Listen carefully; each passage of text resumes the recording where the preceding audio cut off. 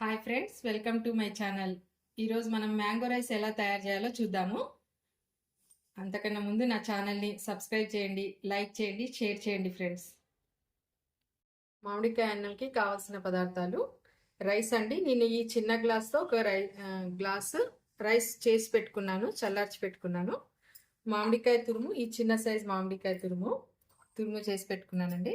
పచ్చిమిర్చి 4, అల్లం వెల్లుల్లి పేస్టు, కరివేపాకు, కొత్తిమీర, కొంచెం మెంతి కూర కొద్దిగా తీసుకున్నాను, ఆవాలు, జీలకర్ర, పల్లీలు, శనగపప్పు, కొంచెం పసుపు. ఇప్పుడు మనం ఎలా తయారు చేయాలో చూద్దాము. స్టవ్ పైన ప్యాన్ పెట్టుకుందామండి. ప్యాన్ పెట్టుకొని దాంట్లో ఆయిల్ వేసుకుందాము. 1.5 స్పూన్ ఆయిల్ హీట్ ఎక్కనిద్దాము. మనకు ఆయిల్ హీట్ ఎక్కిందండి. ఇప్పుడు శనగపప్పు,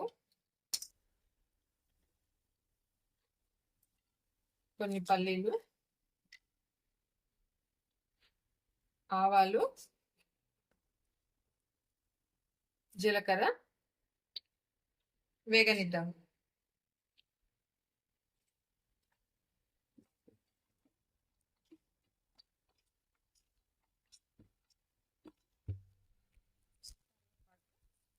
కొంచెం మెంతి కూర వేసుకుందామండి. కొద్ది టేస్ట్ కోసం కొద్దిగా వేసాను నేను. పచ్చిమిర్చి కొంచెం వేగనిద్దాము. అల్లం వెల్లుల్లి పేస్ట్ కూడా కొద్దిగా వేసుకుందామండి, ఎక్కువ ఏం వేసుకోవద్దు. కొంచెం టేస్ట్ కోసం కొద్దిగా వేసాను. అల్లం వెల్లుల్లి పేస్ట్ వేగనిద్దాము. కొంచెం పసుపు, మామిడికాయ తురుము వేసాక ఒక 1-2 మినిట్స్ వేగనిద్దాం.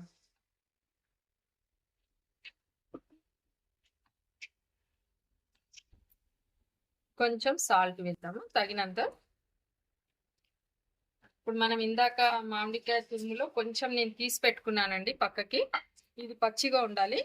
కొంచెం మనం వేగనిస్తున్నాం కదా, కొంచెం పచ్చిది కూడా పక్కన పెట్టుకొని లాస్ట్కి కలుపుదాము.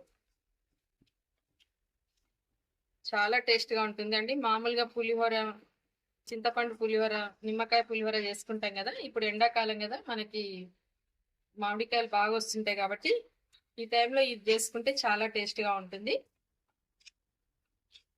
ఓకే అండి, మనకు వేగిపోయింది. మనం రైస్లో కలిపేసుకుందాం. ఇప్పుడు దీంట్లో మనం కొంచెం కొత్తిమీర తురిమి పెట్టుకున్నాం కదండి, ఈ కొత్తిమీర కూడా వేసేసుకుందాము. అలాగే నేను ఇందాక పచ్చి మామిడికాయ కొంచెం పెట్టుకున్నాను కదా, కొద్దిగా వేగడానికి పెట్టాను, కొంచెం పచ్చిది అలాగే పెట్టాను, అది కూడా దీంట్లో వేసేసుకుందాము. పచ్చిది వేసినప్పుడు కూడా బాగా టేస్ట్ వస్తుందండి, మొత్తం వేయించింది కాకుండా కొంచెం పచ్చిది కొద్దిగా వేసినప్పుడు బాగుంటుంది. ఇప్పుడు దీంట్లో రైస్ కలిపేసుకుందాం.